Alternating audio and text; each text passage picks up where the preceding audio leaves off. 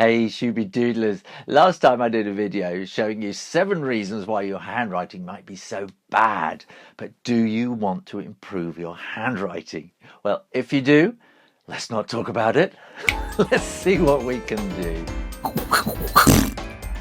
Well, Daniel Nicholas suggested in the comments box on the last video that maybe one of the reasons is because you're left-handed. Well, I don't think that is an excuse for bad handwriting, because I know many people who are left-handed write beautifully, but they are at a great disadvantage. Cursive writing, in English anyway, goes from left to right, and that is designed so that as you're writing across, your hand isn't smudging in the ink. So if you're left-handed, imagine writing right to left. I'm a bit dyslexic. Imagine writing right to left, and as your hand goes across, you will be trailing the wrist of your hand in the ink. So that is kind of what happens to left-handed writers, which is why you'll quite often see them sort of curling their hands around and turning the paper around upside down and doing all sorts of strange things. But it doesn't mean you have to have bad handwriting. It might be one reason though. Over the years, my handwriting got worse and worse and worse, and I think that's because I was using the computer more and more, and drawing more and more, not actually kind of writing. And I had this story I kept telling myself, that I'm such a genius that I got to get all these ideas out of my head onto the paper as quickly as possible, or else I will lose the ideas. And I got into this habit of just scribbling away, and then I wouldn't be able to read it. It's ridiculous. So, something had to change. Now this is kind of where my handwriting descended into. Now I was working with a friend on an idea of setting up these kind of ringtone bands, and we were kind of developing all these characters for the different bands. And this one, well, there's going to be these kind of manga kittens on sort of singing stuff.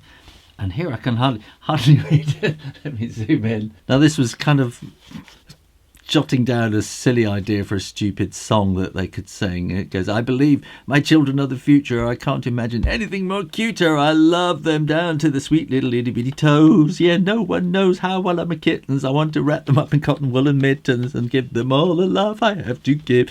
Oh, yeah. So I can read that bit. But it just gets worse and worse and worse and worse. And down here, I don't know what's going on. And here, you see, these are all kind of notes. And it's all kind of note. So there's lots of bits missing in between anyway, because it's notes. And because I can't actually read these little bits, I don't know what the bits in between are. So this is just a complete waste of time.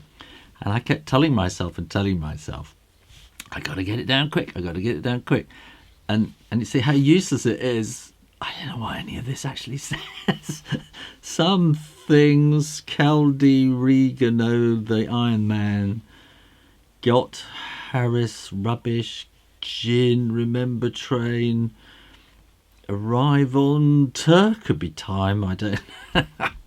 What's the point? You see what I mean? So what happened? I remember I got given a book it was written by Tony Buzan. It was about mind mapping, and it just really got me interested in the left brain, right brain thing and neuroscience. And I read an awful lot about stuff like that. And I began to understand that many of our problems are down to bad habits, and habits can be broken. And so I actually sat down one day and watched myself writing. Well, I sat myself down and I thought I'd just write something and watch myself writing. So I thought I'd go and put, what's it all about? What is that all about? I mean, that's just rubbish, isn't it? So I thought, okay, let's try again. So I go, what's it all about? And I'm doing weird things, aren't I? So I thought, let's go a bit slowly. And so I thought, what's it all about? Now this is actually a bit better because I've done some practice, you see. So my A there and these A's are not too bad. But look, this W is actually, it's not a W, it's a U going into that H and things. So then suddenly one day I went and wrote that. And I thought, no, that's zoo. And I realised the there's a problem with my A's. So the first thing I did was change the shape of my A's. And in kindergarten, I was taught to do A's like that. And then I was taught to kind of join them up like that. And I thought, something has gone wrong. Let's try all over again. So I thought, I'm going to change to a kind of a printer's A like that. And you know, when I first started doing that, my hand, it just did not want to do it. It kind of got all tense and everything. Your hand has its own memory, and it remembers doing these shapes, and that's what it wants to do. And this is like, new, I don't want to know about it, leave me alone. And you have to do it again and again and again. And sort of now I don't think about it. I just kind of do an A like that because I've put the time in and I've practiced. So now I will go something like, you know, that is what I'm trying to see, this is my dyslexia problem, is I'm going too fast and I start halfway through the letter. So I'm going back, you know, it's still going too fast.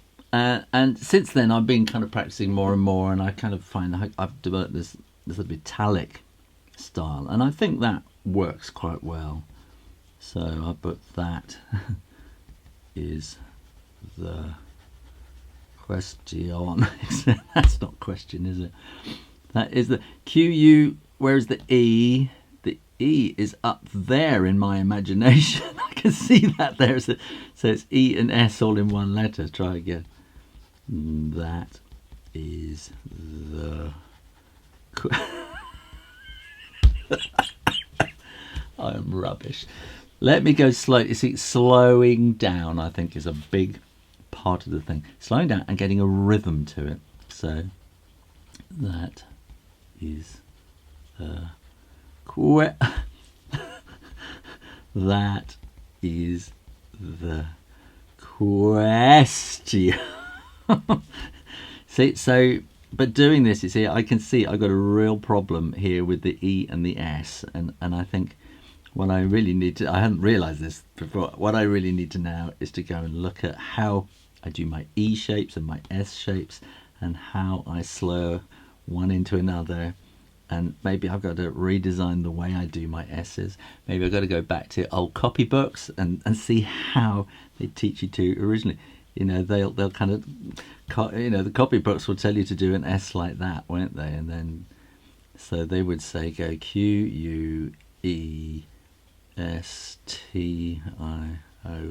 something like that. So the O is wrong, isn't it? QUESTION.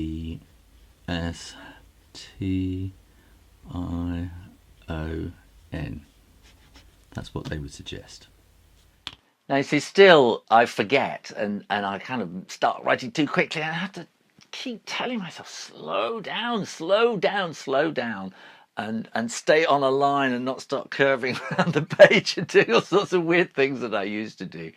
And I have to keep stopping myself before I make a mistake in the word, because I quite often want to start the word with the last letter, or even a letter from the middle of the next word, because I'm already thinking ahead that far. And I have to keep telling myself, slow down.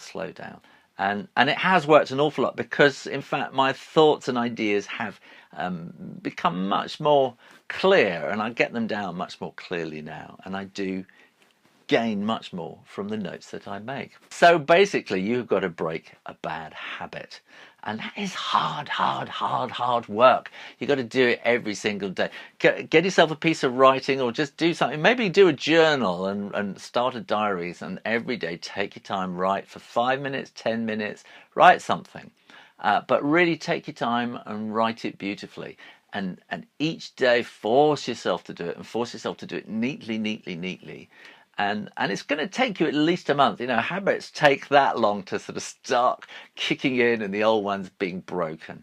So have a go, and do tell me how you get on. I'd love to hear if my theory is right, and that you can kind of get your basic handwriting, because you've learned to write once, and you probably got taught to write beautifully once. And so somewhere down there, hidden away, there is this nice handwriting. What you got to do is spend some time, and like I always say, practice, because that's what does it.